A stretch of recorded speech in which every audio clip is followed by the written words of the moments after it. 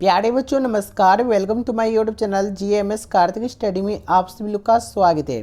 प्यारे बच्चों आप सभी लोग बोल रहे थे कि सर क्लास 12th का मनोविज्ञान का पेपर बता दीजिए ओरिजिनल, उसमें भी सब्जेक्टिव पेपर बता दीजिए। तो बिल्कुल मेरे स्टूडेंट 100% नहीं, बिल्कुल 2000% ओरिजिनल पेपर लेके आ चुके हैं साइकोलॉजी का। ठीक है, ये बिल्कुल रियल है, कोई फेक नहीं, कोई एडिटिंग नहीं, नो ड्रामा नो बकवास, ओनली ओरिजिनल क्वेश्चन पेपर। ठीक है, यहाँ पे देख लीजिए विषय कोड 324 रहने वाली है।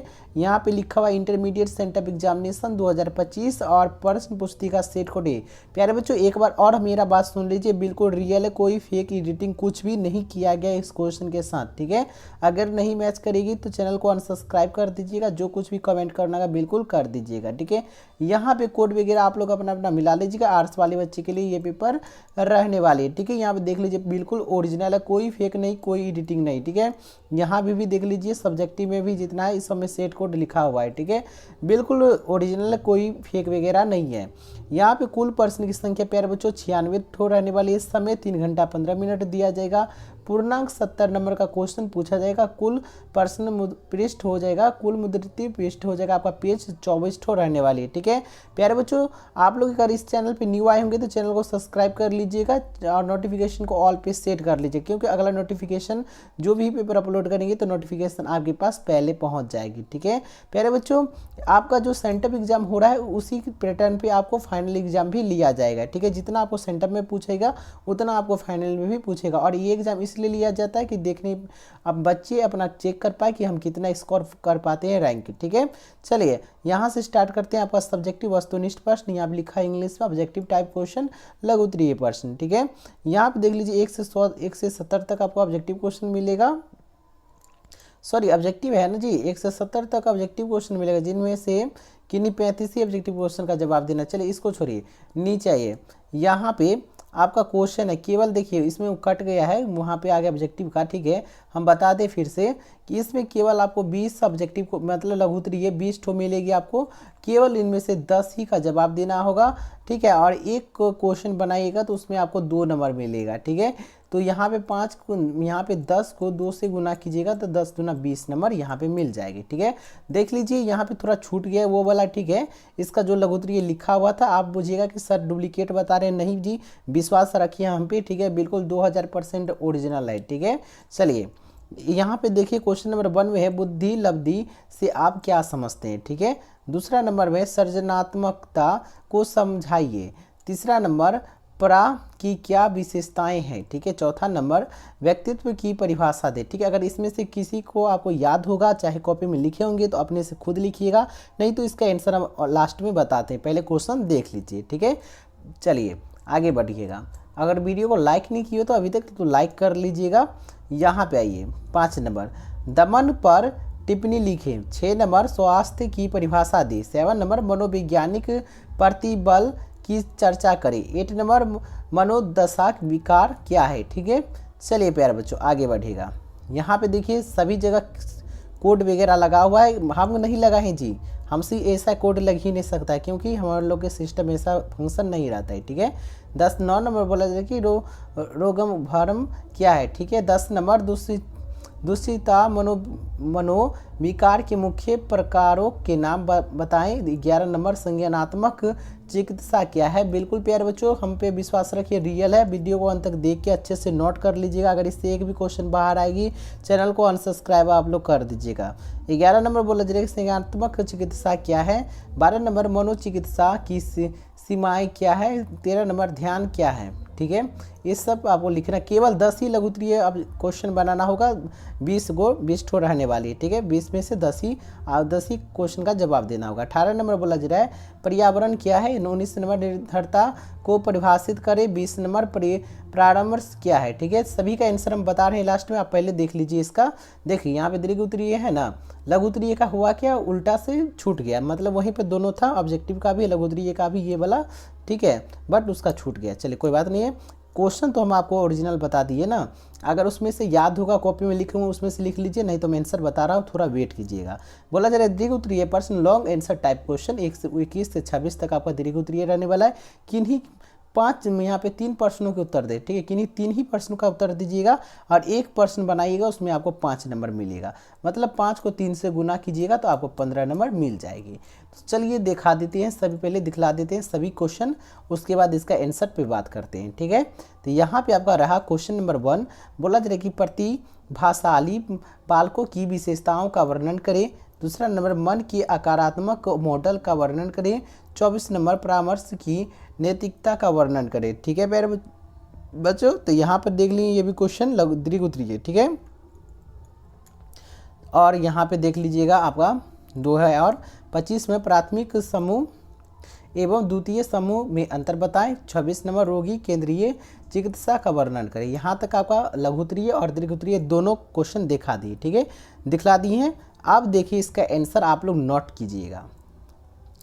और वीडियो को प्यारे बच्चों लाइक नहीं किए होंगे तो प्लीज़ लाइक करके अपने 5 मित्रों में जरूर शेयर कर दीजिएगा। देखिए क्वेश्चन नंबर 1 बोला कि बुद्धि लब्धि से आप क्या समझते हैं। ये क्वेश्चन नंबर 1 में था, आंसर लिखिएगा। यहाँ से बुद्धि लब्धि IQ एक मानकीकृत माप है जिसका उपयोग अमूर्त तर्क, स्मृति और समस्या समाधान क्षमताओं सहित विभिन्न क्षेत्रों में मानव बुद्धि का आकलन करने के लिए किया जाता है। मनोविज्ञान में बुद्धि को नई परिस्थितियों से सीखने, उनके अनुकूल ढलने और उस ज्ञान का उपयोग करने, वांछित परिणाम प्राप्त करने की क्षमता के रूप में परिभाषित किया गया है, ठीक है। तो यहाँ तक आपका क्वेश्चन नंबर 1 कंप्लीट। आगे बढ़िएगा, रोक के वीडियो को नोट कर लीजिएगा। यहाँ पे नोट कीजिएगा 2 नंबर में सृजनात्मकता को समझाएं। लिखिएगा कि यहाँ पे सृजनात्मकता वो क्षमता है जिसमें व्यक्तित्व कुछ नया या मौलिक बनाता है, चाहे वह कोई विचार हो, वस्तु हो या कला का काम हो। यह कल्पनाशील विचारों को वास्तविकता में बदलने की प्रक्रिया है, ठीक है। तो यहाँ तक कंप्लीट 2 भी। चलिए अब 3 नंबर पे 3 बोला जा रहा है क्या, प्राह की क्या विशेषताएं। लिखिएगा सिगमंड फ्रायड में मनोविश्लेषणात्मक सिद्धांत में प्राह, ठीक है, व्यक्तित्व का वह घटक है जो नैतिक मानकों और आदर्शों का प्रतिनिधित्व करता है। यह समाज और माता पिता से सीखे गए मूल्य और नैतिकता से विकसित होती है, ठीक है। तो यहाँ तक कंप्लीट आपका 3 नंबर भी। चलिए आपको केवल 10 ही लघु उत्तरीय क्वेश्चन का जवाब देना है 20 में, ठीक है। 4 नंबर बोला जा रहा है कि व्यक्तित्व की परिभाषा दे। लिखिएगा कि व्यक्तित्व उन विशिष्ट विचारों, भावनाओं और व्यवहार के पैटर्न को संदर्भित करता है जो एक व्यक्ति को दूसरे अद्वितीय बनाते हैं। यह समय के साथ अपेक्षाकृत स्थिर और सुसंगत रहता है, ठीक है। तो यहाँ तक आपका 4 भी कंप्लीट। आगे बढ़िएगा प्यारे बच्चों, 5 नंबर 5 बोला जा रहा है दमन पर टिप्पणी लिखे। लिखिएगा कि दमन सिगमंड फ्रायड द्वारा प्रस्तावित एक प्राथमिक रक्षा तंत्र, ठीक है जिसमें व्यक्ति अनजाने में असहज विचारों, भावनाओं, यादों या इच्छाओं को सचेत मन से अचेतन मन में धकेल देता है, ठीक है। तो यहाँ तक कंप्लीट। चलिए अब आइए 6 नंबर पे। 6 बोला जा रहा है कि स्वास्थ्य की परिभाषा दे। लिखिएगा कि स्वास्थ्य पूर्ण शारीरिक, मानसिक और सामाजिक कल्याण की स्थिति है, न कि केवल बीमारी या दुर्बलता की अनुपस्थिति, ठीक है। तो यहाँ तक आपका 6 भी कंप्लीट। आगे बढ़िएगा प्यारे बच्चों, 7 नंबर देखने से पहले वीडियो को लाइक नहीं किए तो लाइक करके चैनल को सब्सक्राइब कर दीजिएगा, नोटिफिकेशन ऑल पे प्रेस कर लीजिएगा। 7 नंबर मनोवैज्ञानिक प्रतिबल की चर्चा करें। लिखिएगा मनोवैज्ञानिक प्रतिबल तब होता है जब कोई व्यक्ति पर्यावरणीय मांगों और अपने व्यक्तिगत संसाधनों के बीच असंतुलन महसूस करता है, जिससे भावनात्मक, संज्ञानात्मक और शारीरिक प्रतिक्रिया होती है। इसमें तनावपूर्ण स्थितियों का सामना करने की असमर्थ और विभिन्न कारक जैसे अनुसिकता, कमजोर व्यक्तित्व और बचपन के अनुभव शामिल हो सकता है। ठीक है, तो यहाँ तक 7 का आप लोग नोट कीजिएगा। आइए 8 नंबर पे,